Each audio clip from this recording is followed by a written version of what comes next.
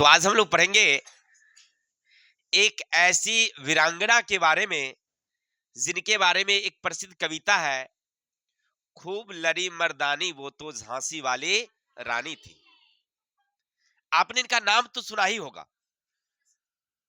तो मैं motivational speaker Rakesh sir आपका स्वागत करते हैं अपने यूट्यूब चैनल ऑलवेज न्यू 142 पर। तो आज हम लोग पढ़ेंगे किनके बारे में? झांसी की रानी।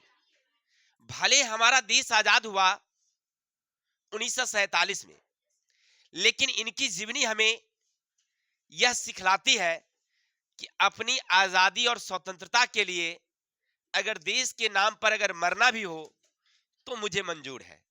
ठीक है, कहानी सुनिएगा थोड़ा सा इनकी। इनका जन्म हुआ था 19 नवंबर 1828 19 नवंबर 1828 को इनका जन्म हुआ था। जगह था, याद रखेंगे, वाराणसी, जो वर्तमान में अभी वाराणसी के नाम से है, लेकिन पहले काशी हुआ करते थे। ठीक है, इनके पिता का नाम था मोरोपंत तांबे और मां का नाम था भागीरथी बाई। इनके पिता की इच्छा थी कि मुझे पुत्र रत्न की प्राप्ति हो, लेकिन इन्हें पहली बेटी ही जन्म लिया जिनका नाम रखा गया मणिकर्णिका तांबे। क्या नाम रखा गया?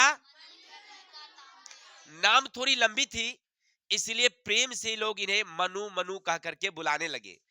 बचपन में छोटी थी, बड़ी चुलबुली स्वभाव की थी, सबके दिल को भा गई है, इसलिए सब प्रेम से इन्हें क्या कहते थे? मनु मनु। इनके पिताजी मोरोपंत तांबे जो है राज दरबार में रहा करते थे, तो राजा के बेटे के साथ इनका जो है ना थोड़ा सा लगाव ज्यादा रह गया और स्वतंत्रता इन्हें ज्यादा मिली।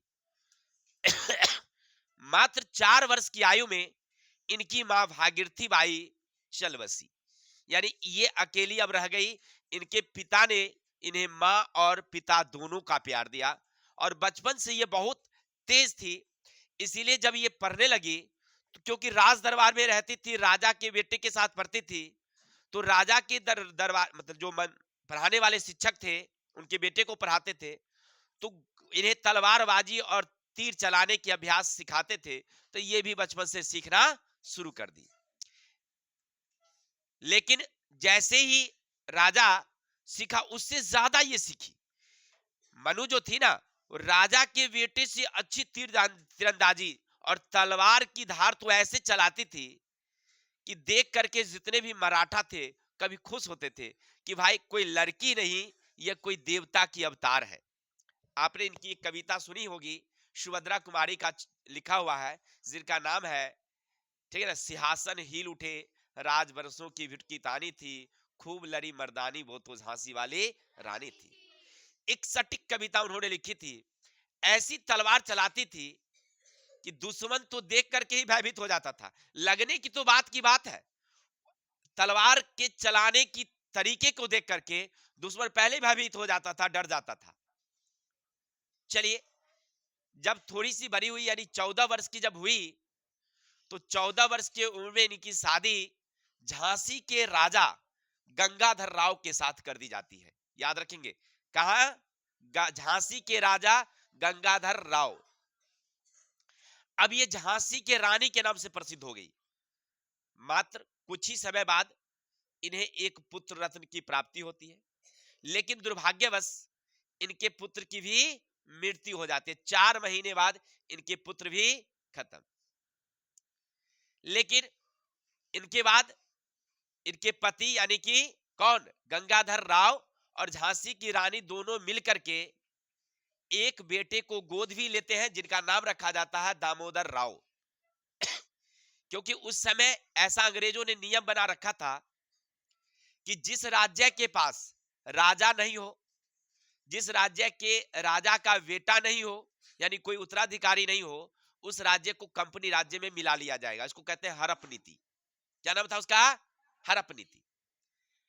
अब झांसी के राजा का उत्तराधिकारी तो था नहीं, दामोदर राव को लिया गया, और जिस दिन इनका नामकरण किया गया, ठीक अगले दिन झांसी के राजा जो गंगाधर राव थे वो भी मर गए। अब देखिए, अंग्रेज बड़ा प्रसन्न हुआ, खुश हुआ। उस समय हमारे देश का गवर्नर जनरल था लॉर्ड डलहौजी। लॉर्ड डलहौजी तुरंत फरमान भेजा झांसी के रानी को कि आप किला खाली कर दीजिए, क्योंकि झांसी का कोई राजा नहीं है, तो अब इसे कंपनी राज्य में मिला लिया जाएगा। झांसी की रानी इस प्रस्ताव को अस्वीकार कर दी। कहीं नहीं, मैं झांसी खाली नहीं करूंगी, मैं झांसी किसी कीमत पर नहीं दूंगी। ठीक है, उस समय नियम था कि राज दरबार खाली कर दीजिए, और जो राजा के लोग हैं, यानी उनकी पत्नी, उनके बच्चे, तो उनके लिए पेंशन दिया जाएगा। बड़े बड़े राजा स्वीकार कर लिए थे पेंशन, जैसे नाना साहब का नाम हमने सुना होगा उत्तर प्रदेश में, वो पेंशन लेकर के रहते थे। झांसी की रानी को कहा गया कि 60,000 पेंशन दिया जाएगा और आप राज्य खाली करके महलों में चले जाइए, और राज्य किसको मिल जाएगी? अंग्रेजी राज्य को। लेकिन झांसी की रानी तैयार नहीं हुई। जब प्रस्ताव को ठुकरा दी तो वह झांसी युद्ध मैदान का केंद्र बन गया। अंग्रेजों ने अपनी सेना भेज दी। कब? तो याद रखिएगा 1854 में, 1854 में दोनों के बीच में युद्ध हुआ। लेकिन उस समय अंग्रेज चालाकी किया, देखा कि इस समय देश में माहौल अच्छा नहीं है, इसलिए ने झांसी की रानी से युद्ध को उसने बंद कर दिया। जब 1857 का युद्ध खत्म हुआ, फिर से 1858 में झांसी पर उसने चढ़ाई कर दिया। कौन? अंग्रेज। जैसे चढ़ाई किया, दोनों के बीच में काफी युद्ध हुआ। झांसी की रानी अकेली थी, अंग्रेज बहुत सारे। पहले तो झांसी की रानी युद्ध मैदान में जहां जहां अंग्रेजों ने छावनी लगा रखा था चारों तरफ, कई दिनों तक युद्ध हुआ, अंग्रेज हार जाता था। शुरू में अंग्रेज हार जाता था, लेकिन अंग्रेज ने हार नहीं मानी, वो भी लगातार कोशिश करते रहा। अंततः एक दिन उसकी जो राज्य के चारों तरफ की जो दीवारें होती है ना, घेरा, उसको तोड़ दिया। फिर भी रातों रात उसको बना दिया गया। अब अंग्रेज को कोई उपाय नहीं लग रहा था। अब क्या किया उसने? घास का बंडल डाल डाल करके, घास का बंडल डाल डाल करके, और एक सीढ़ी बना लिया और दीवार को फांद गया ऊपर। राज्य के अंदर उतर गया और खून खराबा करना शुरू कर दिया। झांसी की रानी निकली और युद्ध करना शुरू कर दी। दोनों के बीच में काफी युद्ध हुआ, बहुत सारे लोग मारे गए, लेकिन झांसी की रानी उसमें फंस गई थी। इतनी गोलियां चलने लगी कि झांसी की रानी फंस गई। वहां पर एक बूढ़ा सरदार था, झांसी की रानी को बोला कि आप अभी युद्ध कर रहे हैं ना, इससे बढ़िया है कि अभी हम लोगों के यहां से बचकर निकल जाना चाहिए। जाकर के महलों में छिप गई। छिप करके और झांसी की रानी सोचने लगी कि आज हमारे कारण झांसी के इतने जनता मारे जा रहे हैं, अगर हम स्वीकार कर लेते अंग्रेजों की अधीनता, तो शायद इतना लोग नहीं मरता झांसी का, मेरे कारण ही ये मर रही है। फिर इनका मन आया कि क्यों नहीं मैं इस राजमहल में गोला बारूद भर करके आग लगा करके खुद मर जाए, बात खत्म हो जाएगी। जब वो मरने लगी, फिर सरदार ने कहा कि नहीं, मरना कायरता का काम है, इसीलिए अभी हम लोगों को राजमहल से निकल जाना चाहिए और बाद में सेना संगठन करके अब फिर से हमें युद्ध करना चाहिए। बूढ़ा सरदार की बात अच्छी लगी। झांसी की रानी मर्दों का पोशाक पहनी, एकदम हेलो, मर्दों का पोशाक पहनी, घोड़ा पर अपने दत्तक पुत्र को भी बिठाया, पीछे बांध ली, और राजमहल की जो गलियां थी उससे छलांग लगा करके, महल से, दो महला से ऊपर से छलांग लगा करके, और वहां से भाग गई। अपने कुछ सैनिकों के साथ भागी।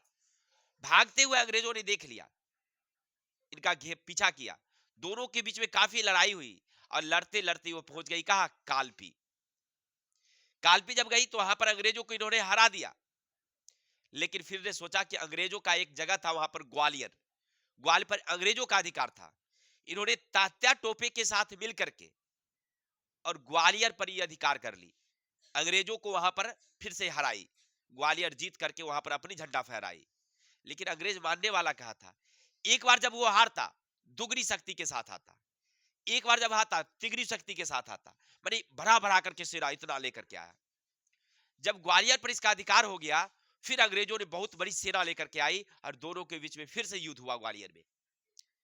लेकिन इनका अपना जो घोड़ा था ना, दुर्भाग्यवश वो घोड़ा थक करके चूर हो चुका था, मर गया था। ये एक नई घोड़ा ले ली थी और उस घोड़े पर चढ़कर अब युद्ध कर रही थी।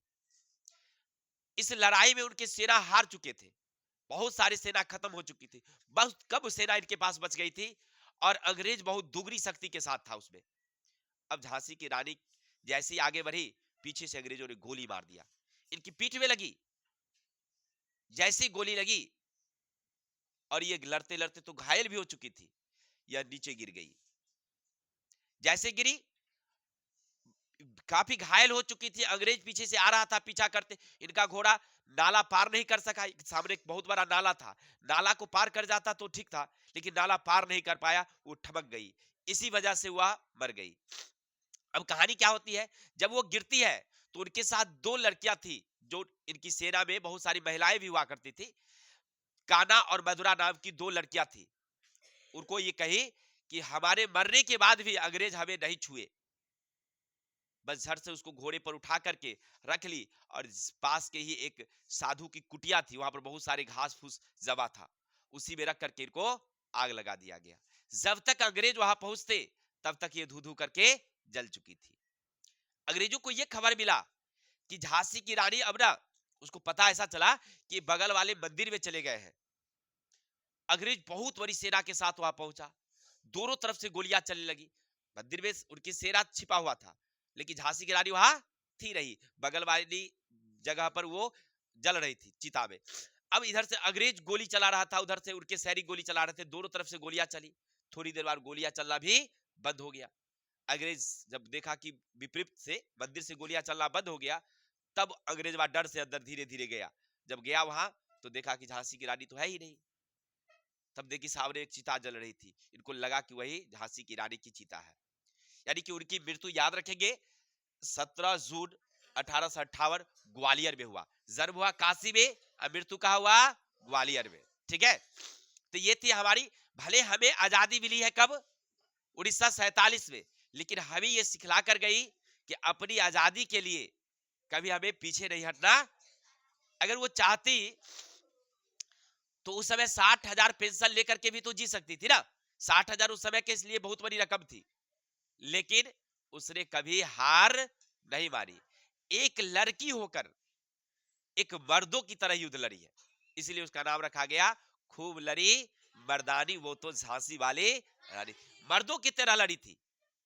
ठीक है, और उस समय बहुत सारे जो मर्द थे वो अंग्रेजों की गुलामी कर रहे थे।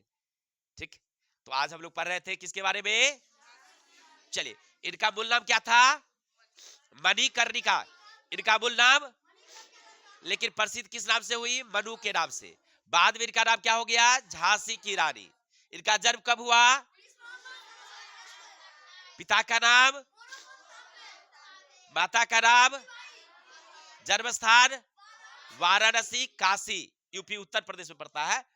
और विवाह कहां हुआ इनका, 14 वर्ष की उम्र में झांसी के राजा गंगाधर राव के साथ। झांसी के राजा, इनका एक पुत्र हुआ जिनकी मृत्यु कितने समय में हुई, 4 वर्षों में। इनकी मां की मृत्यु कितने समय में, 4 वर्ष में हो गई थी।